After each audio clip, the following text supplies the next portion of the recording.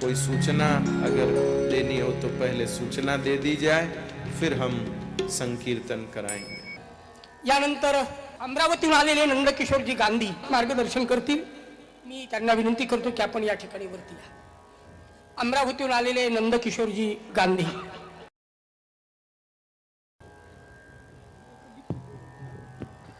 नमस्कार, जय गुरुदेव। सगळ्यात अगोदर मी धन्यवाद देतो इथे आयोजकांचे, ज्यांनी मला इथे बोलवलं आणि मला इथे संधी दिली बोलण्यासाठी। आणि राधाकृष्णजी महाराजांचं मला माहीत पडलं की इथे येत आहेत, त्यांचे दर्शनही घ्यायचे होते। विशेष करून गायीबद्दल जे आज आपल्याला सांगण्यात आलेलं आहे की गायीची काय महिमा आहे, परंतु त्या गायीची काय अवस्था होत आहे हे आपल्याला माहीतच आहे। आज प्लास्टिक बंदी झालेली आहे, परंतु प्लास्टिक बंदीमध्ये आजही आपण प्लास्टिकचा वापर करत आहे। कारण की आपण जो काही आपल्या घरचा ओला कचरा असतो, जे काही खरकट असतो किंवा जे काही साली असतात, देठ असतात, त्या आपण कशामध्ये टाकतो? पिशवीमध्ये टाकतो की नाही? हो किंवा नाही? त्या गायीचं खाद्य फक्त चारा आहे, परंतु आपणच त्याची पूर्णतः पोळी म्हणा, बाकी जे काही वस्तू आहे जे कॅरीबॅग मध्ये आपण टाकतो ते टाकून पूर्ण ती खाऊन घेते आणि खाल्ल्यानंतर ते त्याच्या पोटामध्ये 6 वर्ष राहते आणि ती 53 किलो त्याच्या पोटामध्ये ते सोबत घेऊन जाते आणि त्याच्यामुळे ती गाय मरते। त्याला जबाबदार कोण? आपण फेकणारेच लोक ना, आपणच जबाबदार आहे। कचरा करणारे कोण?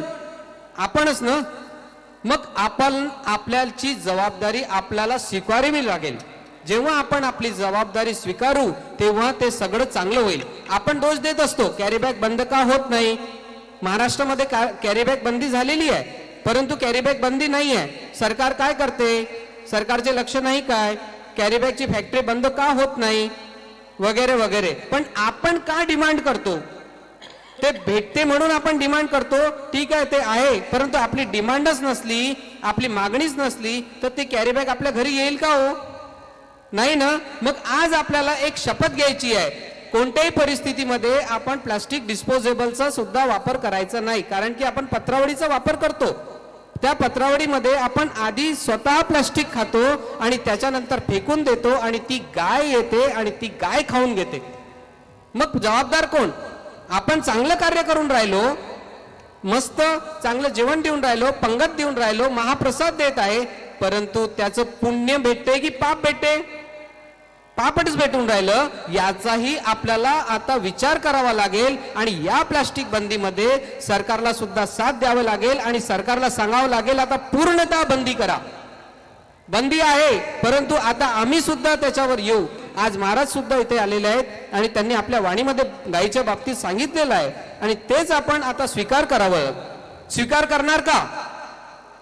त्यासाठी आपल्याला एक संकल्प घ्यावा लागेल आणि जेव्हा आपण संकल्प घेऊ, म्हणजे आता सांगितलं महाराजांनी की कोणाकोणाच्या इथे गाय आहे, ज्यांनी हात वर केलं त्यांना माहित आहे की कोणी हात वर केलं, तसंच इथे आपल्याला माहित पडलं पाहिजे की आता आपण शपथ घेतलेली आहे आणि ही शपथ आता आपल्याला पाळायची आहे, तेव्हाच आपलं शहर चांगलं आणि स्वच्छ होऊ शकते। करायचं आहे? उजवा हात समोर करा। मी आजपासून प्लास्टिक कॅरीबॅगचा वापर करणार नाही। प्लास्टिक पत्रावळी, प्लास्टिक ग्लास याचाही वापर करणार नाही। ओला कचरा, सुका कचरा वेगवेगळ्या कुंडीत टाकेन आणि जेव्हा घंटी गाडावाला येईल तेव्हा त्याच्यामध्ये ते देईल।